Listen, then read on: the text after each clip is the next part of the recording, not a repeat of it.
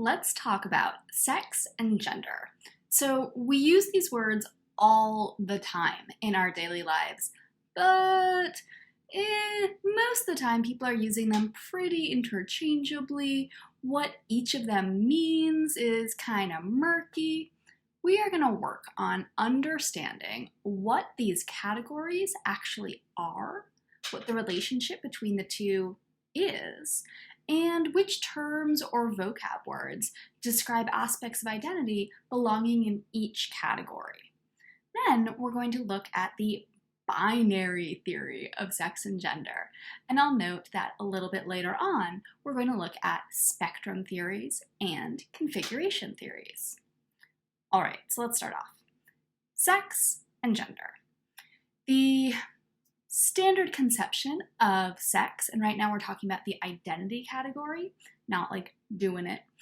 So the standard conception of sex is that it's describing something about biology, whereas gender is describing something about social identity.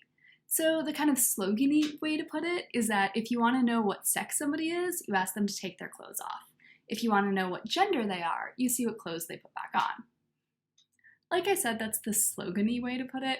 It's not quite that simple, as we will see. Okay, but first, let's dive into these categories in a little bit more detail and make sure that we understand the vocabulary that goes along with each category. So, sex refers to biological dimensions of identity. So, terms that would belong within the category of biological sex are male, intersex, or female. Gender, on the other hand, refers to the social aspects of identity. Terms that describe identities that belong within gender category are, let's see here, genderqueer, agender, non-binary, woman, two-spirit, gender fluid, man, or agender. We often see people mixing up these terms in daily life, especially, if you've ever had to fill out a form that asks you, what is your gender? And then they only list the options of male or female. They're asking for gender and they're only listing biological sex options for you to choose from. We see people using these terms incorrectly a lot. So we are going to work to actually get this right. I'm going to note that that's actually fairly difficult because it means that you're sort of working to unlearn some of the concepts that are fairly ingrained by this point in your lives. We're exposed to this kind of murky conception of sex and gender as sort of being all bundled into one in a not very critically nuanced way. So we're working to unlearn that, working to instead understand what each of these terms mean, and then at the end we'll come to a more complex understanding of the relationship between the two. Gender identity is about how a person identifies with the gender assigned at birth. So cis, which is short for cisgender, means that somebody does identify with the gender they were assigned at birth. So they are born, the doctor says, it's a boy. They get older and they say, yep, boy. Trans, which is short for transgender, means that somebody does not identify with the gender assigned at birth. So they're born, the doctor says, it's a boy, they get older and they're like, oh yeah, no, not boy. Somebody, might in fact be a woman or be non-binary or be genderqueer or gender fluid. There's a whole wide range of options that one might in fact be. But importantly, what it is to be trans is to not identify with the gender assigned at birth. Now, importantly, while the terms cis and trans have to do with gender, they are not themselves describing what a person's gender is, right? These are not terms that identify a gender, right? So someone's gender is not cis or trans. So the terms trans and cis can be a modifier describing a person's gender. So I might say that I am a cis woman, which means that I was assigned the gender of being a girl or a woman at birth, and I have continued to understand that to be my identity throughout my life, right? So it can modify what somebody's gender is. Or we might use it as on its own. We might just say, I am cis or I am trans, but that is describing the way in which somebody relates to the gender assigned at birth. That is not, in and of itself, a gender. Okay, so this gets really confused quite a lot. I see this especially when people are, say, maybe making a list of possible genders, and they might write man, woman, trans. Okay, so first of all, that's just wrong, right? It is getting the categories wrong. But second, it's importantly wrong because it implies that being trans is a separate and distinct category from being either a man or a woman. That, say, trans women or trans men aren't actually women or men. That what it in fact is to be a man or to be a woman is to be cis. So this is the sort of really common mistake that people, might make and not mean any harm by it. But it has the effect of reinforcing this whole incredibly entrenched system in which trans folks are othered, are considered to not really, in fact, have the gender that one in fact does have. And it reinforces both the marginalization and the very, very real and pervasive threat of violence that trans folks are subjected to. So this is the kind of mistake that lots of people make, but it's not just a category error. It's the sort of mistake that actually matters in terms of how our social world is constructed and how dangerous or not it is for trans folks to move through our world. Okay, one last vocab note. Trans, as I said, is not a gender. It's also not a noun. So a transgender is not grammatically correct. And more importantly, it's just this really dehumanizing, not great way to refer to trans folks. Connectedly, transgendered with an ED at the end is also not correct. It both doesn't make sense. It's like saying you're womaned. And it's just a really dehumanizing, not very respectful way to refer to trans folks. So the words we use matters. There are lots of sort of subtly transphobic, misunderstandings of terminology or misconceptions that are just pervasive in our social world, and a lot of people have taken them up and used them just because it's what we're exposed to over and over and over. Oh, disciplinary power once again. And so it's worth thinking about which words one has been using and whether they're actually doing the work that we want those words to be doing. Okay, we've gone over vocab for sex, gender, and gender identity. Importantly, none of these things are describing sexual orientation. We will talk about sexual orientation in a little bit. Okay, now let's dig into those categories of sex and gender in just a little bit more detail. So, sex has something to do with biology.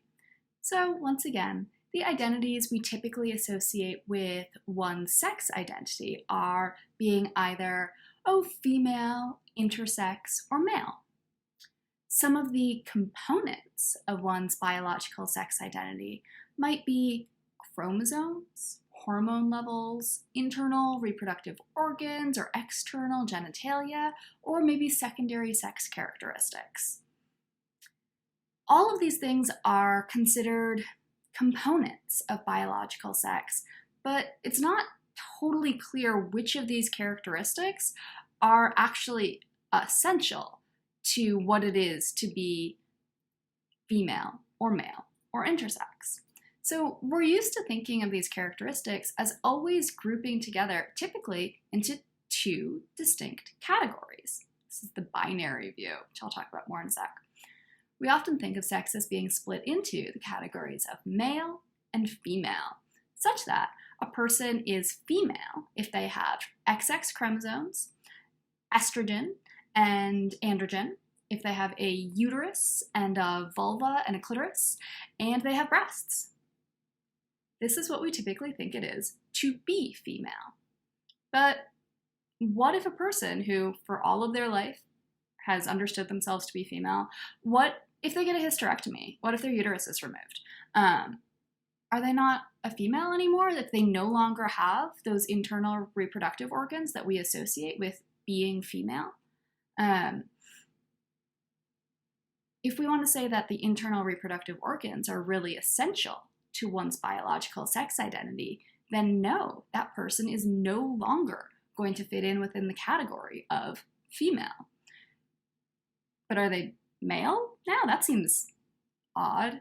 It's odd to say that one's entire identity has shifted just because you had like maybe a medical procedure, maybe in order to address like removing cancerous growths, for example. That's a pretty common reason for getting a hysterectomy.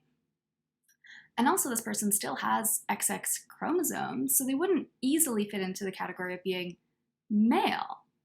But if we don't think that the hysterectomy makes a difference to one's biological sex identity, then what is it that determines a person's biological sex? Is it really about hormone levels or external genitalia? Because those also can change. Is it really about chromosomes? It's not clear what the essential characteristic of what it is to be female or male really is. We're going to delve into these questions a good bit more when we start looking at intersex identities. Next, let's look at the category of gender. So, gender is a social identity. It's a social construct. Sometimes people hear the word social construct and think that means it's imaginary or not real. Okay, that's not what a social construct is. That's not what it means. Speed limits are social constructs. Money is a social construct. Both of those things are very, very real and have a profound impact on all of y'all's lives. The fact that something is a social construct means that people or society played a role in creating the contours of the category or of that concept. It's not something that is just, found in nature. It's not something that we just stumbled across and had that category ready-made for us. We played a role in shaping the contours or the content of that category. We're the ones who helped create what money is, for example. And now money has a very real impact on our lives. The fact that something is a social construct doesn't make it any less real or, any less significant in people's lives. It just means that we, as people, as society, played a role in how the category is constructed, and we could carve things up differently. And in fact, we have. There's been lots of different ways of carving up gender or understanding gender across time and geography and cultures. It is not always the same. Some of the identities that describe a person's gender are being genderqueer, being a man or two-spirit, being agender or a woman, or gender fluid or non-binary. These are just some of the many, many options. Okay, so gender is socially constructed, but it's not always entirely clear which social components actually determine what a person's gender is. So let's dig into this one too. So some possible components of gender might be gender roles. So the range of behaviors or attitudes that our society deems appropriate for a given gender. Well, we already know that people are sort of slotted into gender roles, right? This is something that we train people up to inhabit these particular roles in society. It's unclear that that really indicates what a person's identity truly is. That just tells us what role they're inhabiting. It seems like gender isn't going to be determined by one's gender role. We might look at gender expression, sort of the outward presentation of gender. So sort of standard gender markers of gender expression are things like, hairstyles or clothing, what somebody's name is or the pronouns that they use. So again, the outward manifestation that we think might express something about gender. Well, there are a lot of different reasons why somebody might look the way that they do in a particular moment. Maybe it's not safe to come out and express what one's identity in fact is. I don't think we want to say that folks who are forced to be closeted because they're in risky or unsafe contexts, in fact, aren't the gender that they are. I don't think we would want to say that, oh, folks who aren't able to, again, outwardly manifest their own gender don't really have that gender. And as we also know, it just isn't the case that everybody perfectly and completely conforms with those really, really rigid, narrow understandings of idealized masculinity or femininity, such that it's not clear that you can actually understand what somebody's gender is just based on their expression or their outward manifestation of gender markers. That's because we can't rely on what's called gender attribution. Gender attribution is the ways in which, others assume that a person's appearance determines what their gender is or signals what their gender is. We rely on gender attribution all the time, right? So if you are interacting with, a server at a restaurant and you classify that person as a woman based on their long hair, maybe the fact that they're wearing lipstick, and you say, yeah, my waitress was great. Think about how you just made a whole bunch of assumptions about that person's identity, including what words you used to describe them, based on just some outward, again, norms of appearance. But you didn't actually know anything about that person's internal sense of gender. So gender attribution, which we typically base on a person's gender expression, just isn't a reliable indicator of what a person's gender in fact is. This is because the real marker of what gender a person has is their internal sense of gender. We just can't tell from the outside what a person's gender in fact is. It's only the individual person who is able to access what they're feeling internally and then communicate that to other people. So any one individual person is the only one who really knows what their gender is. Okay. So we have some information about these categories of sex and gender. Now we're going to look at different frameworks or models for thinking about how to understand sex and gender. We're going to look at the binary theory, the spectrum theory, and configuration theories of identities.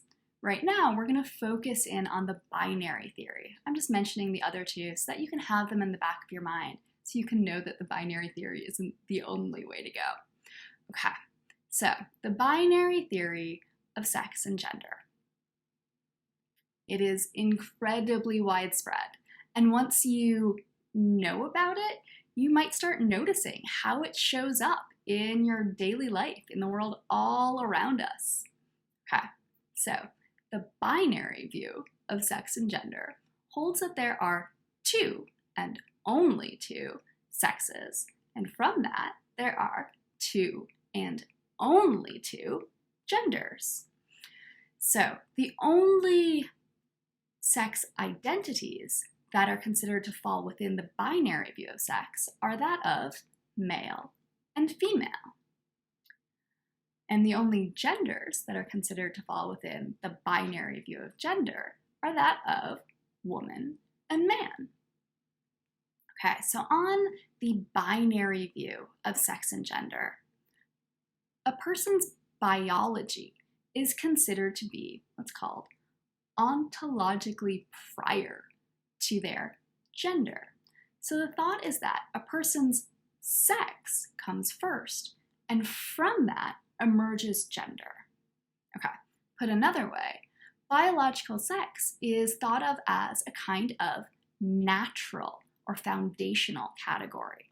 It's something that humans didn't play any role in constructing the contours of this category. Like aliens could come down to Earth and they would also start using the categories of male and female, even if they had slightly different words for them, right? Like these are sort of a natural grouping that humans didn't play any role in how we construct or think about these categories. That's what it means to say it's a natural category.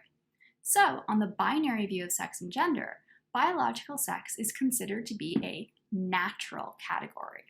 It's considered to be a case that everyone is easily and clearly classified as either male or female.